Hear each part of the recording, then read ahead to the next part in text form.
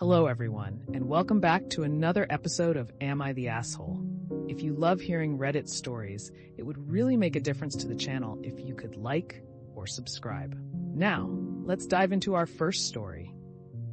Am I the asshole for correcting a friend when she said she rehomed her cat? My friend told a story about rehoming her cat because it wouldn't stop going to the bathroom on her bed. She said she put the cat in its carrier and left it outside the door of a local salon before they opened. She said she checked in later and one of the girls had decided to adopt the cat, so the rehoming was a success. I told her that what she did was not rehoming and that what she had actually done was dump her cat. I told her that rehoming involved finding an owner and vetting them in advance. She got very angry at me for judging her. Am I the asshole? She said she put the cat in its carrier and left it outside the door of her salon before they opened. She said she checked in later and one of the girls had decided to adopt the cat, so the rehoming was a success. Yeah. That's not rehoming. That's straight up abandonment and is illegal in most places in the US. You are not the asshole. I judge the hell out of her too, lol. Yeah, that might be a friendship ender for me. Not the asshole. As someone who has had to rehome a pet, you are correct. What she did was dump the cat on the street and hoped it would just go away. Proper rehoming involves vetting possible adopters, meeting them before you hand over the pet, and all sorts of other safety checks. What she did was just horrible. Not the asshole. This isn't rehoming, it's abandonment. Rehoming would require her to actually find her cat a new home. And Tibash, she should feel judged. Am I the asshole for throwing out a piece of art my boyfriend ruined? 2 years ago, I saw an original watercolor piece that I liked, and I contacted the artist and bought it. When the piece arrived, I sought a frame for it, but I hadn't been able to find a frame for that size every time I went to the store. They were all too big or too small, so I just kept the piece in an envelope in my desk. I would sometimes look at it, remember I had to find a frame for it, but would later forget again. Work, family, and life leaves little time to devote to thinking about a frame for a painting, and I don't have any framing businesses near me, so that wasn't either an option. Today my boyfriend is dusting and comes out of the office showing me the painting on a spare frame he had been using for something else.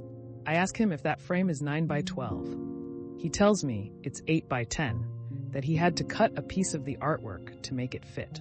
When I look at it, the piece went from a centralized composition to having the composition indented to the left side because he cut all whole inch on that side to save the artist's signature, which was on the extreme opposite end.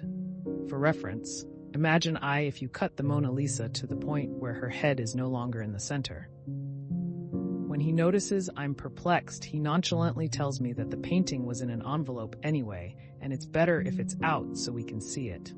I get mad because this is not the first time he has taken something of mine and given it away, offer it to someone, or just not ask and do whatever he wants with it.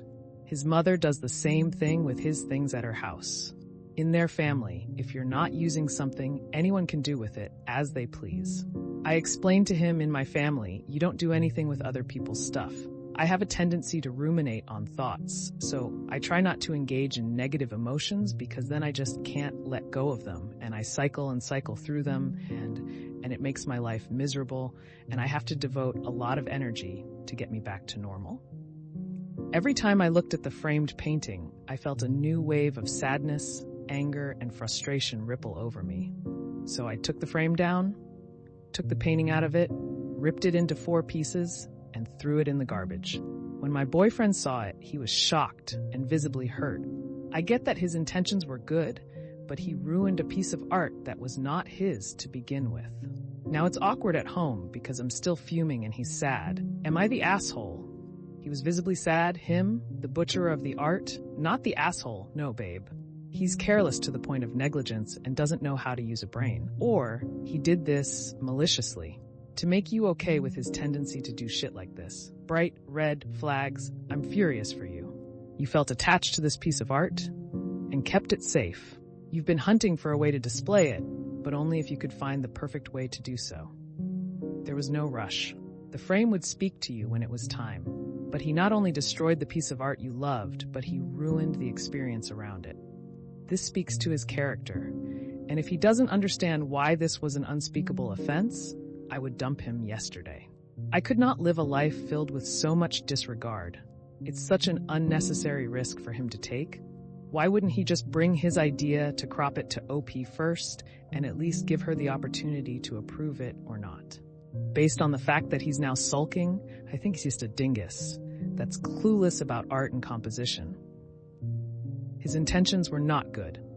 His thought process was, I know that my girlfriend does not want me to touch her stuff. My family does touch other people's stuff, though. My way is better. I have decided to do what I prefer, even though I know that my girlfriend hates it. I get to make this decision because I am superior, and I know best what is better. AITA, either find a way to make him respect you or find someone else. Boo-hoo, your boyfriend is sad because you are upset he destroyed your artwork. And you say this isn't the first time he has done something like this. You should have kept the artwork and trashed the boyfriend. In fact, still trash him. AITA, this isn't a good intention. He was tired of the envelope and took matters into his own hands. Being helpful would be ordering a frame off the internet that fit the painting or getting one too big with a floating frame. Look, even if not your style, that is helping. Well, that's another episode of Am I the Asshole in the books. I really appreciate all of you who made it this far into the video. Of course, if you enjoyed this video, it would really help the channel out a lot if you gave the video a thumbs up, subscribe, or leave a comment down below. I hope that you enjoyed it, and I'll see you next time.